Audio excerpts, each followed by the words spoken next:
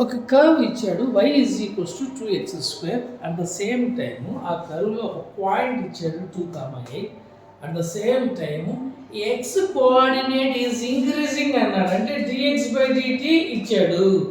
ఇంకా ఏం find out చేయమన్నాడంటే y కోఆర్డినేట్ ఇంక్రీజింగ్ అంటే dy/dt క్వశ్చన్ మార్క్. చిన్న క్వశ్చన్ అయిపోయింది. Differ with respect to t. y వచ్చిందంటే dy/dt అన్నారు, t దృష్ట్యా కాబట్టి.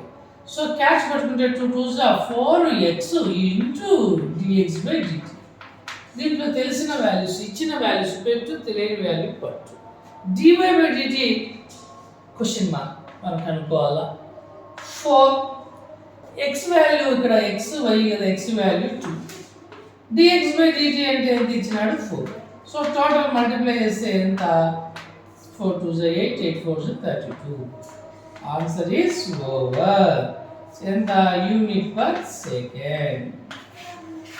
సో క్వశ్చన్ చాలా లెంగ్తీగా ఉంటుంది, ఆన్సర్ మటుకు చిన్నది.